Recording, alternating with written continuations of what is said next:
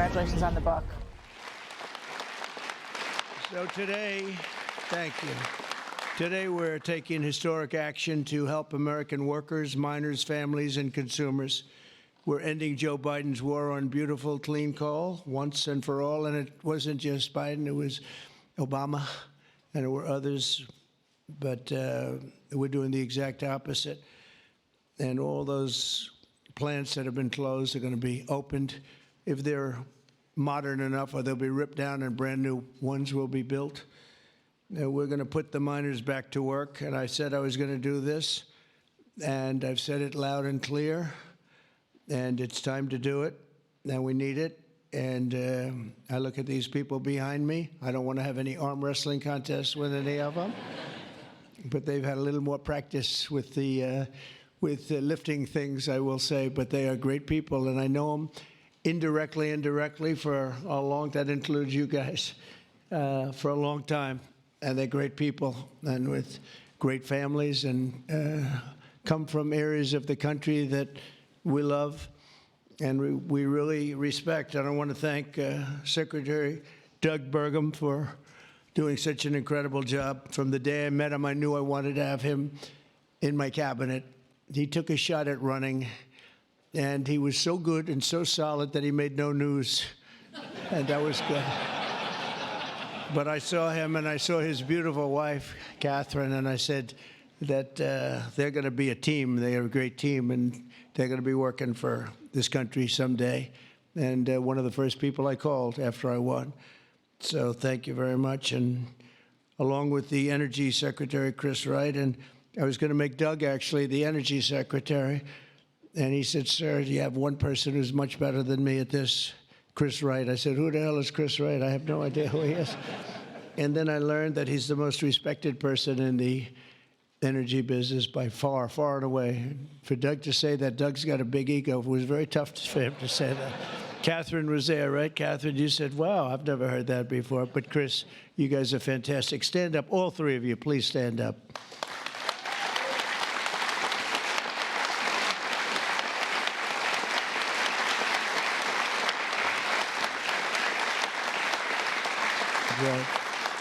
That's a great team. It's no better team than that. And they're going to produce energy the likes of which nobody's seen before. You know, we need to do the AI, all of this new technology that's coming online. We need more than double the energy, the electricity that we currently have. You take all of the electricity in the country right now for houses, for buildings, for everything. We need to more than double it to be number one. We're now way ahead of everybody at AI. China's in second place, but way behind. And they're going to be producing a lot of energy and a lot of electricity for this.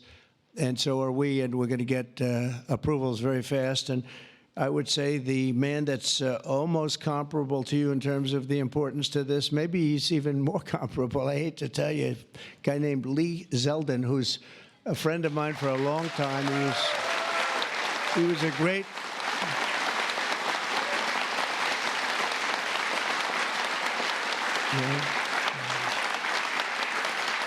Lee was a great lawyer, and he ran for office, and he won immediately. I gave him a very important endorsement. He won for Congress in an area that was unwinnable. He couldn't have... They were all saying, why is he wasting his time? That's Democrat territory. And I liked Lee and knew Lee, and he ended up winning a seat in a massive upset. Nobody knew what happened, actually, and then he was there for a long time. How many years were you there? 8 years. Was very popular, and then he almost ran. He almost won the governorship of New York, which is lost by a few points, which was an amazing run. And I said, we got to get you in with us in some form, and we did. And he's head of the environmental agency, EPA, and doing a great job. And I said, if we have a nuclear power plant, Lee, can you get it approved in less than a month? He said, what? He said, I'll do it faster. And by the way, he'll do a fast job, but he's going to do also a great job. It's going to be an important job. We don't even smile about it, but, you know, I've been involved in the approval process for a long time, having been in real estate. And you go years and years and years for absolutely nothing. And even in those days, I used to say, you know, this whole thing could have been approved in a week or 2 weeks or 3 weeks, and it would have been just as good. But they'd take you down the path, and you'd spend years waiting, and then sometimes you get rejected. I wasn't rejected too much. I was the king of zoning. I did well, but it was such nonsense. It was so terrible. The process was so terrible. But this is the big leagues now, and he's the head person in the whole country, and I appreciate it, and I appreciate you doing it. And already they're respecting you very greatly. So thank you very much, Lee. Great job.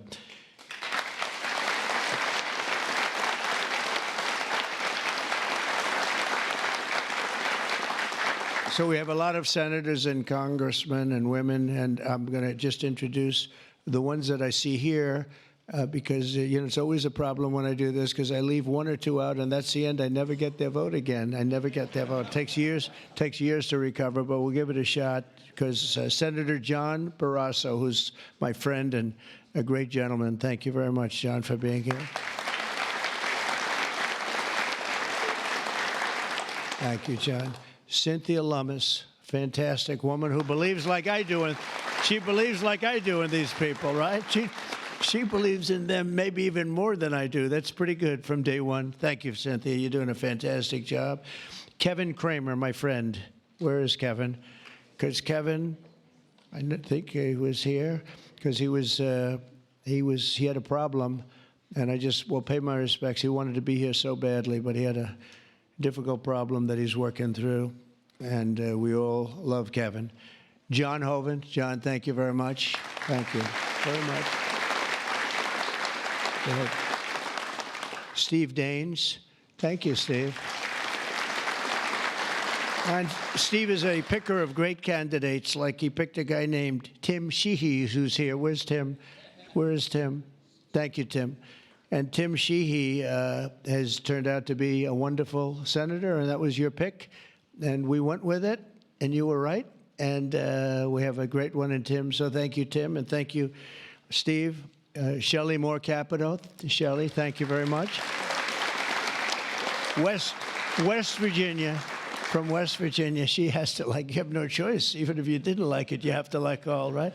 But they were doing a number on you. They were doing a number on you with the coal stuff. And you have not only coal, but you have among the best coal anywhere in the world. So thank you very much. A friend of mine for a long time, I'm the one that got him to change his religion, in a sense. He changed the party. He went from a Democrat. I said, Jim, you're not a Democrat. But he changed to Republican. He's one of the most popular Republicans and one of the most popular political leaders in the country. Jim Justice. I call him Big Jim. Big Jim Justice. Good. You look good, Jim. And he was in the business. And so am I doing the right thing? You would know better than anybody in this room. Am I doing the right thing, Jim? I think so, right? Thank you very much, Jim. Cindy Hyde Smith. Cindy, thank you, hon. Very good. Good job. People are going to be happy. And all friends of mine. Mike Lee. Mike, thank you very much. We have a lot of people from Congress, congressmen and women, representatives. Morgan Griffith. Morgan, thank you. Thank you very much. Bruce Westerman. Bruce, thank you, Bruce. Bob Latta. Bob Latta. Thank you, Bob. Good job. Troy Balderson. Troy, haven't seen you in a long time. Since that early race, I endorsed him before anyone knew who he was, and he ended up winning. That was another surprise, right? That was a long time ago. Yep, you're doing a great job. Thank you very much, Troy. Carol Miller. Carol, thank you. Carol, West Virginia. Riley Moore. Riley. Hi, Riley. Thanks. Mike Bost. Mike, thank you very much. Troy Downing. Troy, thank you. Oh, he has something. What is that, coal? Is there coal in that bag? Huh? Even better, it's clean coal. I like it. I'll take it right now. Thank you very much. Hal Rogers. Hal, thank you. Thank you, Hal. Andy Barr. Thank you, Andy. Good luck with everything. I hear good things. Troy Downing.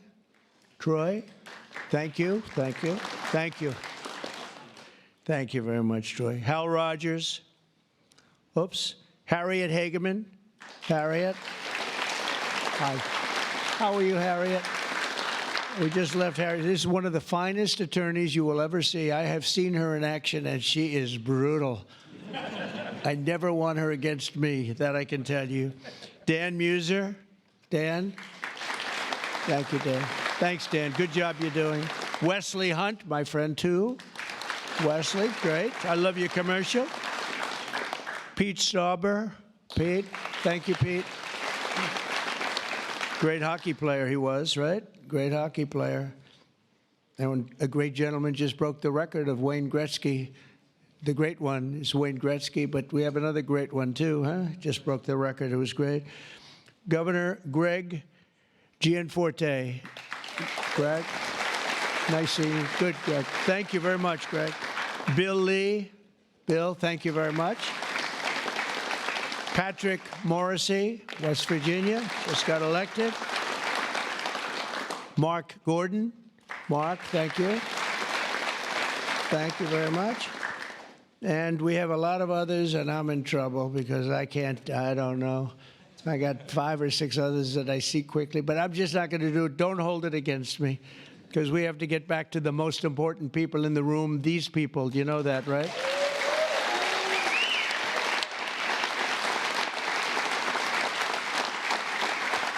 So the energy workers and the coal miners in the area that I'm standing on, and there's a lot of weight on this platform, so I don't know what's going to happen. I hope it's structurally designed for you guys. I don't know. But we have just really well-deserving, great American patriots, and it's such an honor to be here and making such a big move, such a bold move in energy. Because, you know, for years, people would just bemoan this industry and decimate the industry for absolutely no reason, because with modern technology and all of the other things that we do, it's one of the great forms of energy. That's why other countries, leading countries, are using it, some exclusively. For 4 long years, Joe Biden and congressional Democrats tried to abolish the American coal industry. They did everything in their power while he was awake, which wasn't much, shutting down dozens of coal plants, banning coal leases on federal lands, and putting thousands and thousands of coal miners out of work, destroying their lives, actually, destroying their lives. I'll never forget when I went to West Virginia, which I won by 48 points, I think, right? Big Jim, I won by 48 points. But in the first campaign where Hillary Clinton was about 4 states too early, and she was talking about how bad coal was and how they were going to teach coal miners how to make widgets and gadgets and technology, which they didn't want to do. They want to mine. One thing I learned about the coal miners, that's what they want to do. You could give them a penthouse on Fifth Avenue and a different kind of a job, and they'd be unhappy. They want to mine coal. That's what they love to do. And she was going to put them in a high-tech industry where you make little cell phones and things. I don't know. Do you think he'd be good at that? I don't know. I wouldn't be. You wouldn't. You don't want to be. And she was brutal about 3 weeks before, but then she had a problem. She went to West Virginia looking for votes, and that was a bad situation. You remember that? And there was a coal miner around the table with his family, and he was in tears because of what they had done to him and his family. And I hope he's still around, but that man made quite an impression on the world and the public. And we ended up winning in a great election, but we ended up winning by a lot. The Democrats' Green New Scam killed jobs and sent prices soaring here in America. But meanwhile, China opened 2 coal plants every single week, and other countries likewise went very strongly back into coal. Some of them never got off. Those are the ones that didn't have the problems. The Biden energy policy was to put America last. We want to be last. We got to be last. Not a good policy. Under my administration, we're putting America first. It's very simple. America's always going to be first.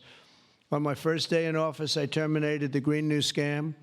I declared the national energy emergency and withdrew from the unfair, one-sided, and extremely costly to the United States only Paris Climate Accord.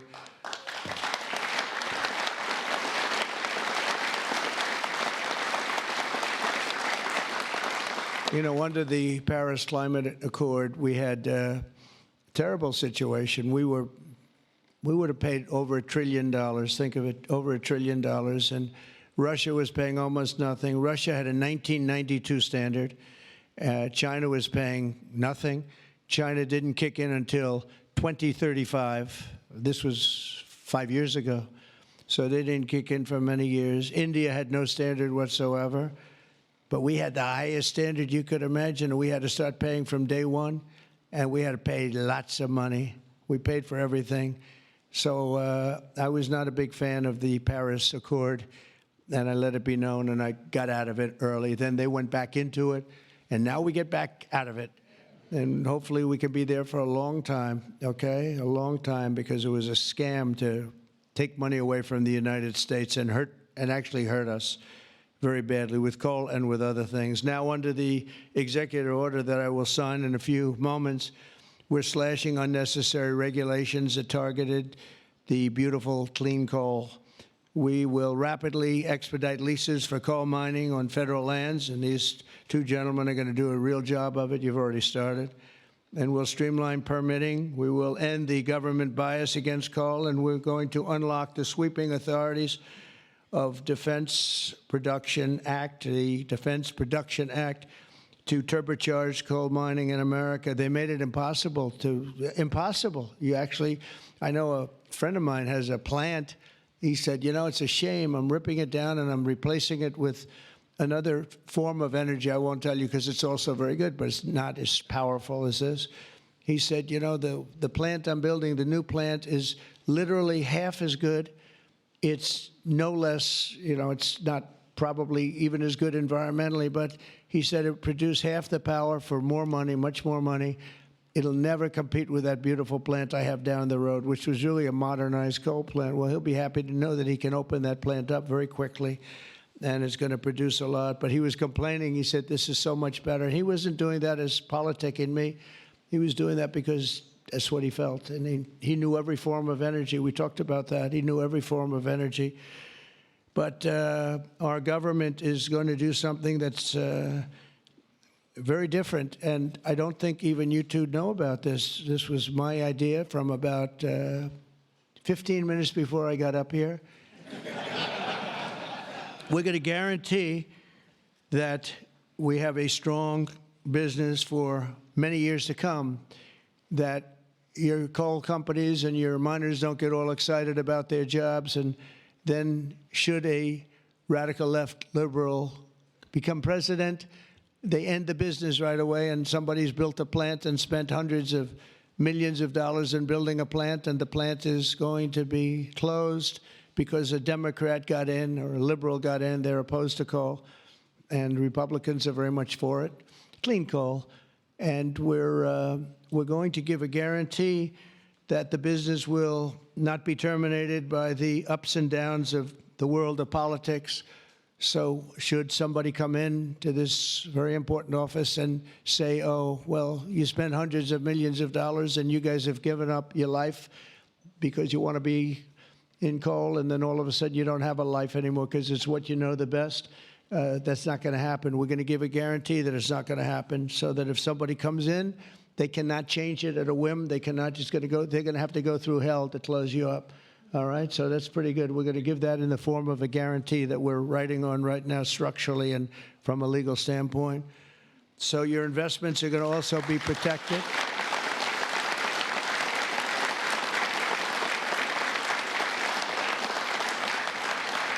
And you're going to have no reason to be concerned about your future, your life, or your investment if you're a miner, as this great governor was a miner, actually. He was one of the larger coal miners. He could fit up here very easily, you know, Big Jim. But he was a great success, but they were very, very tough on him. And he did a beautiful job with a beautiful product. Already under our leadership, the Department of Interior has approved the expansion of the Spring Creek mine in Montana supporting 280 coal mining jobs and unlocking over 40 million tons of coal. And there's more to come. Spring Creek, big one. And there's more to come in the states of Wyoming, Alabama, Utah, North Dakota, and many others. West Virginia, I can't believe they didn't put West Virginia down. It's lucky I mentioned that, right? Can you imagine if I didn't mention West Virginia? I would have been in big trouble. They didn't mark it down here. It's good to have a president like that that can pick that up, right? You think Joe Biden would have picked that up? I don't think so. Gee, they didn't mention West Virginia. I don't think so. I don't think he'd be standing up here either. The value of untapped coal in our country is 100 times greater than the value of all the gold at Fort Knox. And we're going to unleash it and make America rich and powerful again.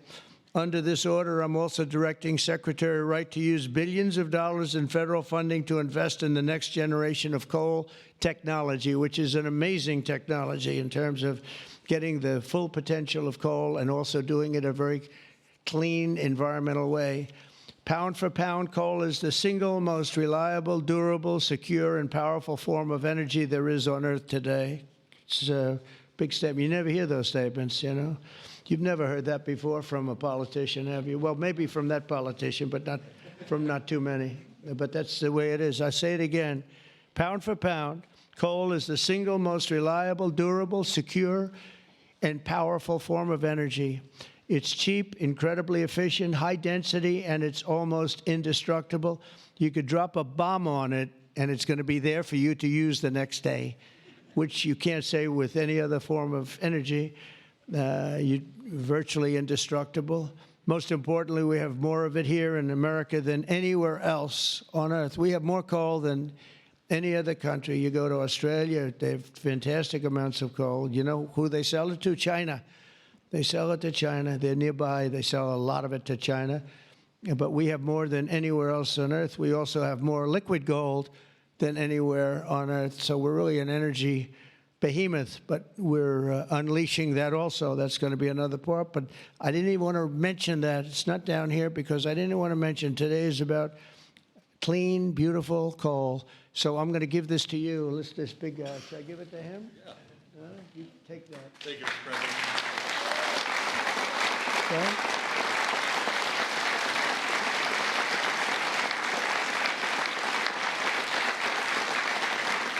For example, we believe it's possible to extract enormous amounts of critical minerals and rare earths, which you know we need for technology and high technology in the process of coal mining, making in America the mineral superpower of the world, actually. In addition, I'm instructing the Department of Justice to identify and fight every single unconstitutional state or local regulation that's putting our coal miners out of business.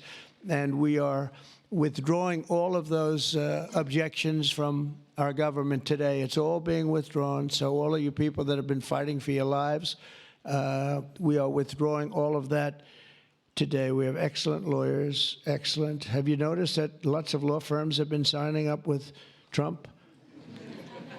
$100 million, another $100 million for damages that they've done.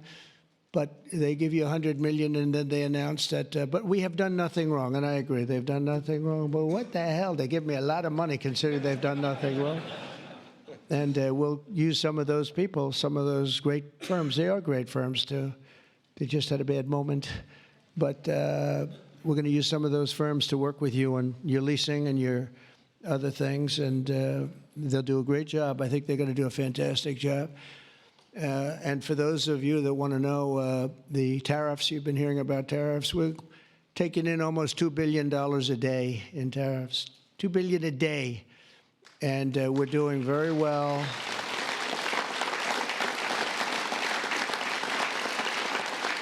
And we're doing very well in making, I call them tailored deals, not off the rack. These are tailored, highly tailored deals. Right now, Japan is flying here to make a deal. South Korea is flying here to make a deal, and others are flying here. I mean, my only problem is I'm not sure I have enough. We're going to have to use those great law firms, I think, to help us with that.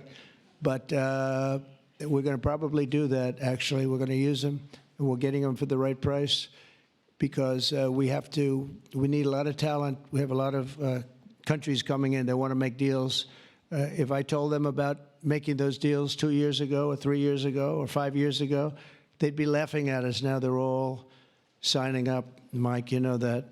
So it's going to be a great thing. But we're think of that, $2 billion a day. That's a lot of money. That's a lot of money even in the coal business, isn't it? Huh? It's a lot of money. And America is going to be very rich again very soon. You're going to see that happening. You see it all along. And it's so that whole situation that, you know, it was somewhat explosive. But if we didn't do that, we wouldn't be talking the way we're talking right now. It's been amazing what's happened. Sometimes you have to mix it up a little bit, but we've had great consideration. We've had talks with many countries, over 70. They all want to come in. Our problem is can't see that many that fast.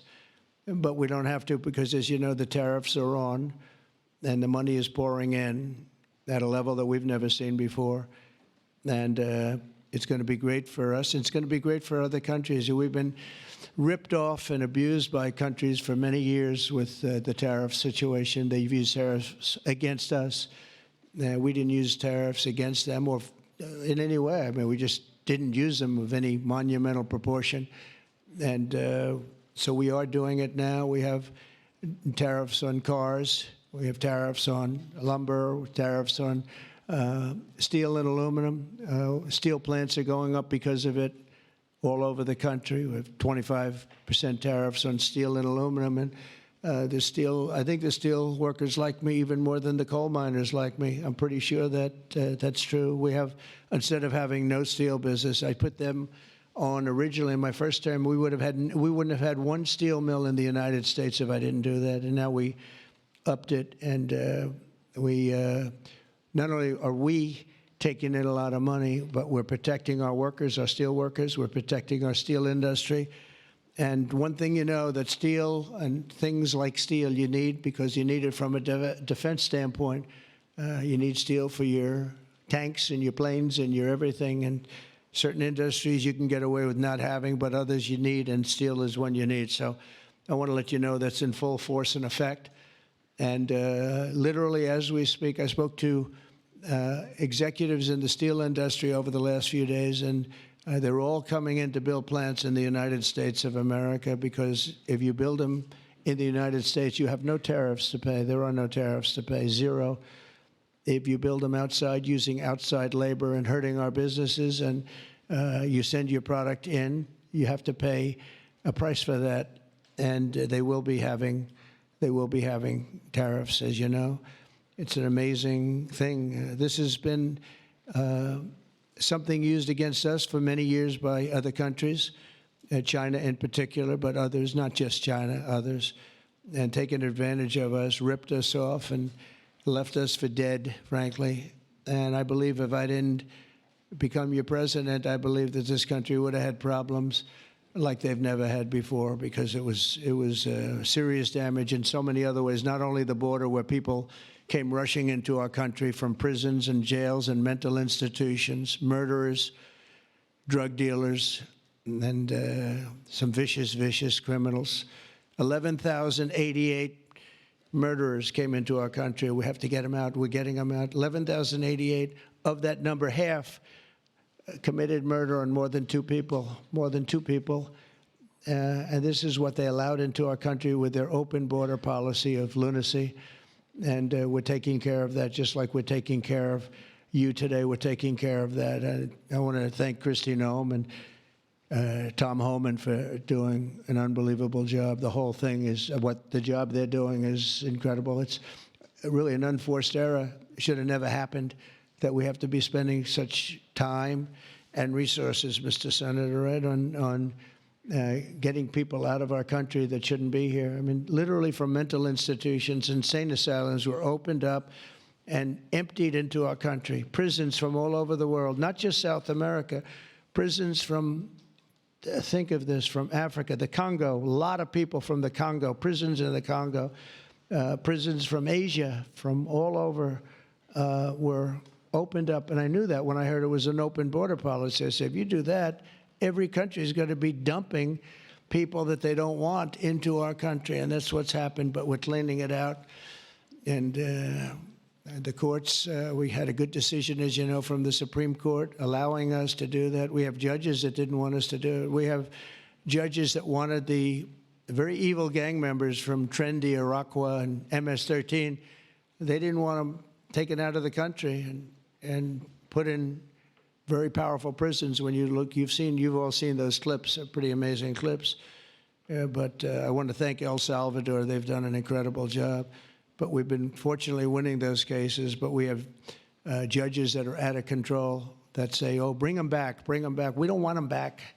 We don't want them back. Can you imagine? You spend all of that time, energy, and money on getting them out, and then you have a judge that sits there, a local judge who sits there, federal judges, sits there and says, no, no, bring them back. One was brought back, or they want to bring him back because he wasn't a member of Tren de Aragua. He was a member of MS-13, which is just as bad. So they misidentified him, but it sounds to me like he was a member of MS-13, so they want him brought back because he wasn't treated properly. It's we got to be smart. Our country's got to get a lot smarter than it is, but we have to give the people that are empowered to do this kind of work, and it's not pleasant work. We have to give them the option of making our country great again, and that's what they're doing, and I have great respect for those people. And they're doing it out of love. They could get a much easier job. They're doing it out of love for our country. It's so important, just like I'm doing this with coal today for love for our country.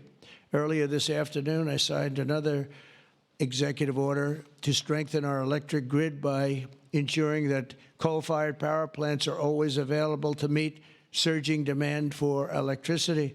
Unlike wind and solar, coal plants can run 24 hours a day in rain, sleet, or snow, and you will not be subject to the incredible blackout situation that's taking place in California, where they have blackouts all the time. It's an amazing thing with California. They have blackouts and brownouts at levels that nobody's ever seen before, and all they want to do is keep going the way they're going, and they're doing a very poor job. As you probably heard, I released billions of gallons of water going in from upstate California, from the most northern parts of California. Probably comes in from Canada to a certain extent. Thank you very much, Canada. We appreciate it.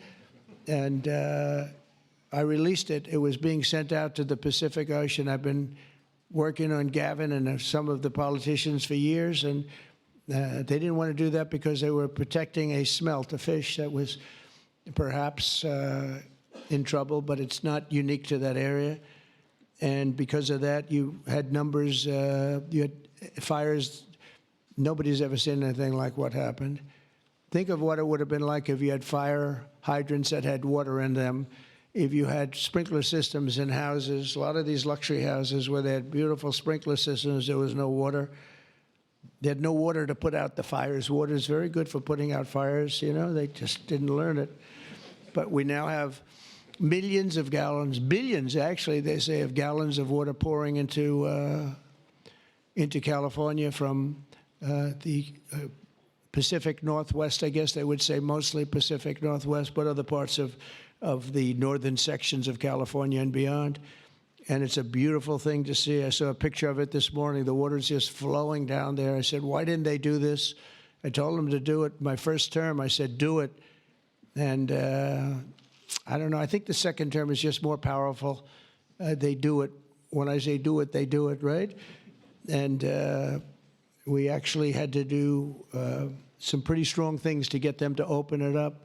They had, think of this, they had all that water pouring out right into the Pacific. They had a big valve, like a giant valve as big as this room, and they turned the valve. Takes 1 day to turn it, and they face it toward the Pacific Ocean, and the water, all that was coming down, all millions and millions of gallons coming down, they put it into the Pacific Ocean, which for the Pacific Ocean is like a drop of water. But for California, it would have been unbelievable. So we did it. I'm very proud of the fact that we did it. We did that against a lot of heat and a lot of environmental nonsense. From now on, we'll ensure that our nation's critically needed coal plants, as an example, remain online and fully operational. They're always going to be operational. And again, we're going to have guarantees that government cannot close them down, close you down, and destroy your lives. To that end, I'm also instructing Secretary Wright to save the Choi coal plant in Arizona, big plant, which has been slated for destruction. We're going to keep those coal miners on the job. Going to tell them to just remain calm, because we're going to have that plant opening and burning the clean coal, beautiful clean coal, in a very short period of time. You know all about that, right?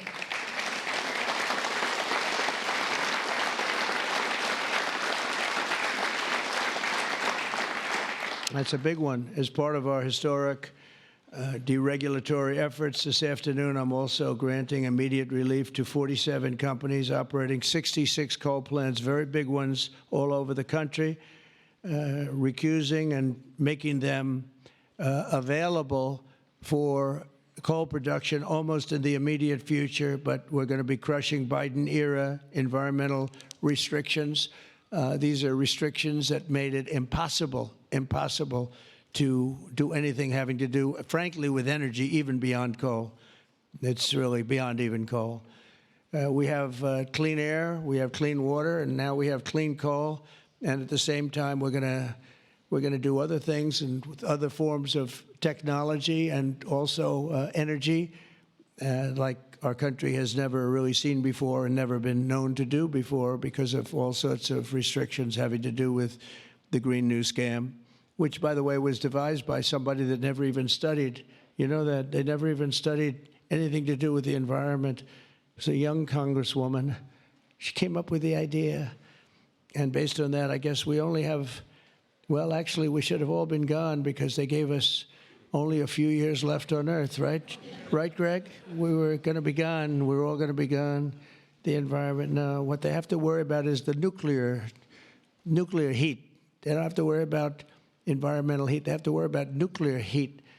And if we're smart, we're working on that right now with others having to do with Iran and some other countries. But that's the heat you're going to have to worry about. You don't have to worry about the air is getting warmer. The ocean will rise 1/4 of an inch within the next 500 to 600 years, giving you a little bit more waterfront property. They say this is going to. These guys can handle that. The nuclear, we have a bigger problem with, right? So we're going to make sure that that's safe. We're going to make sure that that's safe.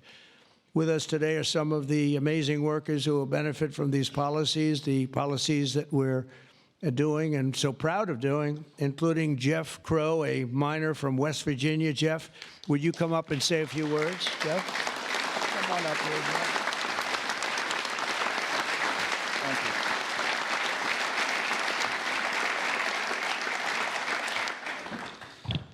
Good afternoon, Mr. President. I want to first thank you for having me and my fellow miners here. It is an honor and a privilege to be a part of today's events. I believe this past November that America clearly spoke about what we wanted for our country.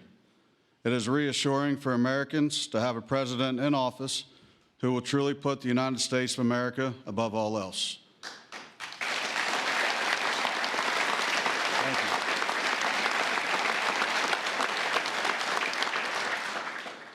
With putting America first, you have spoken numerous times about energy independence.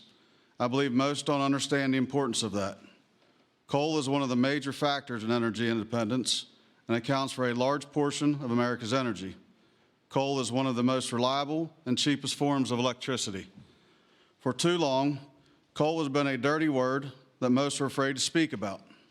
Most of those that would speak negatively about coal do so from an uneducated standpoint.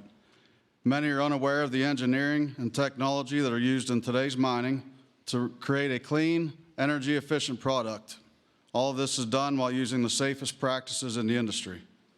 Speaking for West Virginia, coal provides approximately 50,000 jobs for those that work in the mines and the businesses that support them. It also accounts for over 50% of West Virginia's export product. To name a few, we employ engineers, teachers, physical therapists, accountants, truck drivers, high school and college graduates. All of these occupations and graduates have turned to the coal industry to provide a better way of life for them and their families. Everyone in our industry works long hours and days to provide a reliable energy product, and too many times it goes unnoticed. I've personally worked in the industry for 23 years. I choose to do this daily to provide my wife and children with the life that they deserve. Prior administrations have done all they could to eliminate the coal industry. Sorry, one second, I'm getting there. In my opinion, they have done so with an unethical and uneducated approach. But we are still strong, we are still here, and we are still needed in order to make America great again.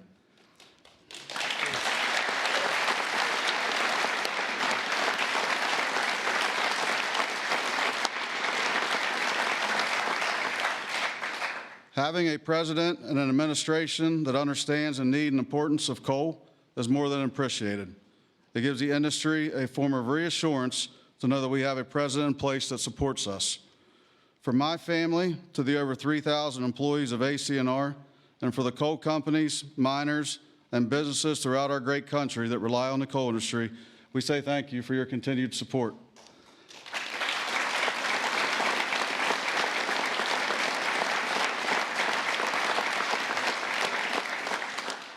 I personally thank you for what you do for our country and for our industry. It has been my pleasure to be here today to help you usher in the golden age of America. That's good. Thank you. Thank you. Thank you. Appreciate that. Thank you. Thank you. Thanks, sir. Thank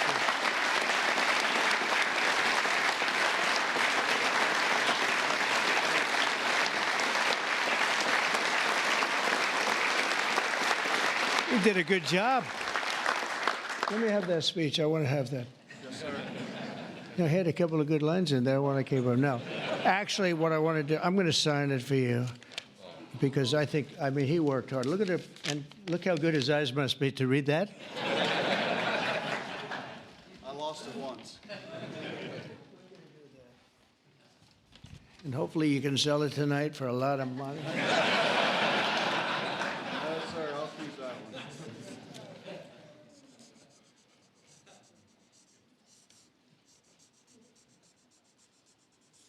That's great. Thank you very much.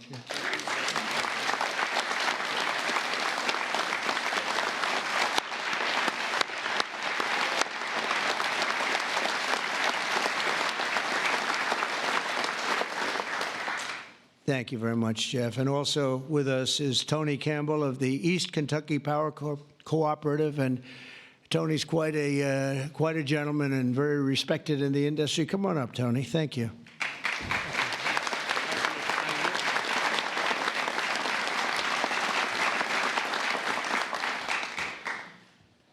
Mr. President, on behalf of East Kentucky Power Cooperative, the National Rural Electric Cooperative Association, and electric cooperatives across this America, thank you for your leadership to restore American energy dominance. Electric co-ops keep the lights on for 42 million Americans across 56% of the land mass. We are owned by the communities and businesses we serve and provide electricity to growing communities, new data centers, and manufacturing plants. Mr. President, electric co-ops are powering America, and we are proud to partner with you and your administration to power America into the future.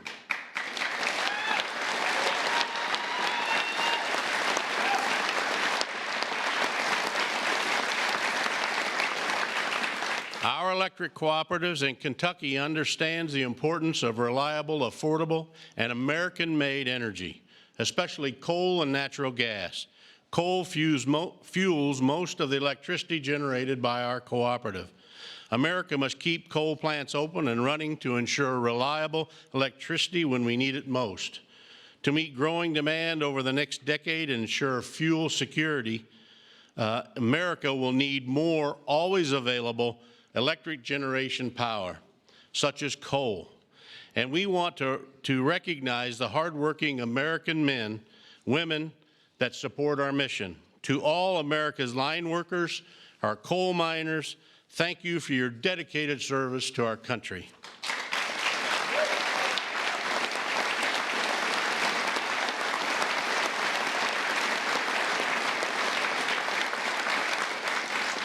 Affordable and reliable electricity is a cornerstone of our economy, especially American manufacturing. However, too many government leaders have pushed policies that have made our electric grid significantly less reliable and our energy too expensive. That begins to change now.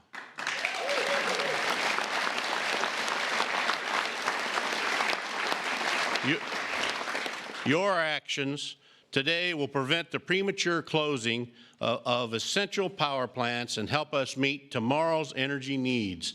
And they will help us continue to deliver reliable, safe, and affordable electricity. Mr. President, thank you in particular for providing immediate, much-needed relief from the Biden EPA regulations that would force the shutdown of critical coal units.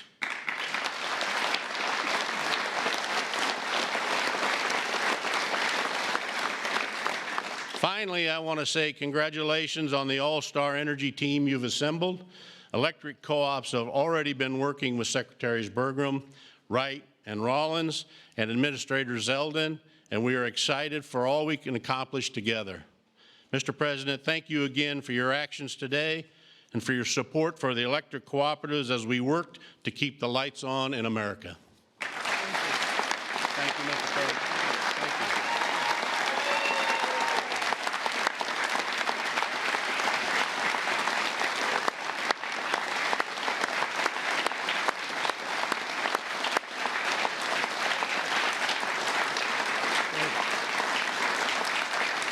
Thank you, Tony.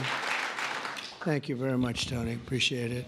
Every day under the Trump administration, we will continue to lower costs for American families, create jobs for American workers, and very importantly, unlock unlimited amounts of affordable American energy, including, as I said, and I'll say for the last time, beautiful, clean coal.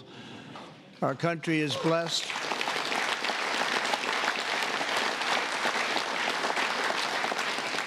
Our country is blessed with the most abundant natural resources on earth, as nobody has what we have. And we're going to use it, too. We're going to use it in a very responsible way. Together, we're going to tap that magnificent potential to give our people the glorious future that they deserve, better than they've ever had in the past. I mean, they had a good future, a little, if you look 20 years ago, they thought they had a good future, and it was ripped away from them, torn away from them with nonsense. And we're not going to let that happen. This is going to be a glorious future for them. And I want to thank everybody for being here. And I want to thank you and you and you and that whole group and our senators, by the way, and our great congressmen and women for being here in such a large number, because you've been helping us make these decisions. These are big decisions, and this is a really big one. And this is one that's going to be, I think we're going to look back and with great pride at what we've done today, not just in putting people to work, but at really reawakening our country. And thank you very much, and thank you all for being here. Thank you very much. Thank you very much.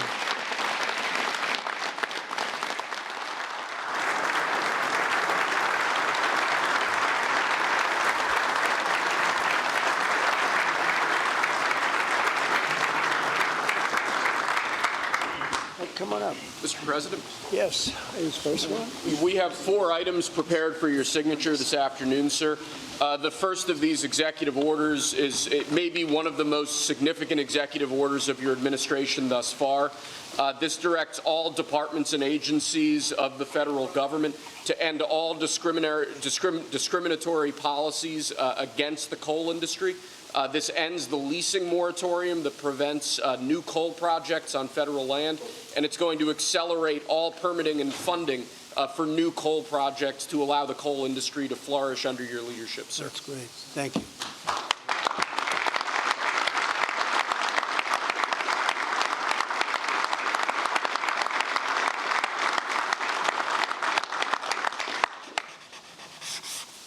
Okay.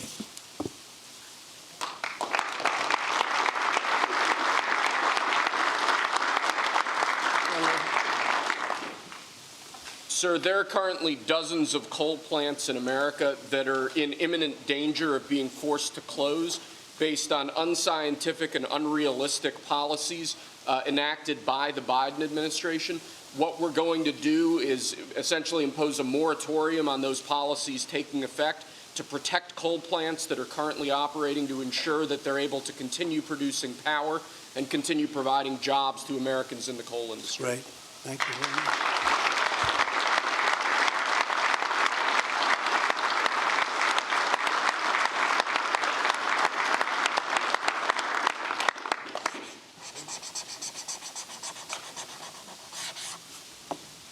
Okay.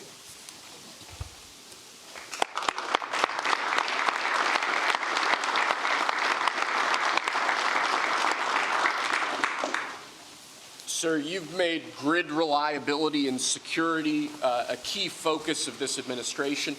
This executive order is going to promote grid security and reliability by ensuring in part that our grid policies are focused on secure and effective energy production and energy transmission, as opposed to woke policies that discriminate against secure sources of power like coal and other fossil fuels.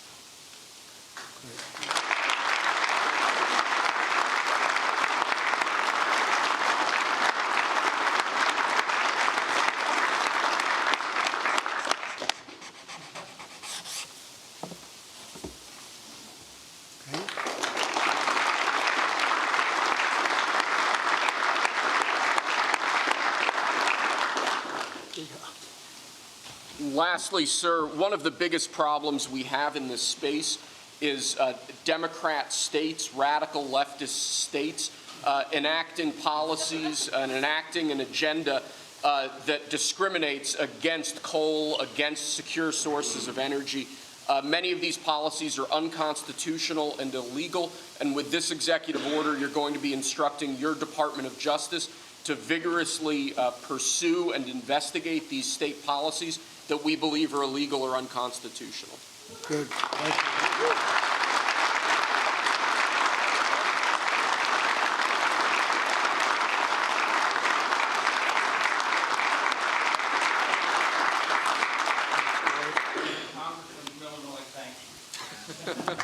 Thank you very much. Great job. He went to Harvard when Harvard was good.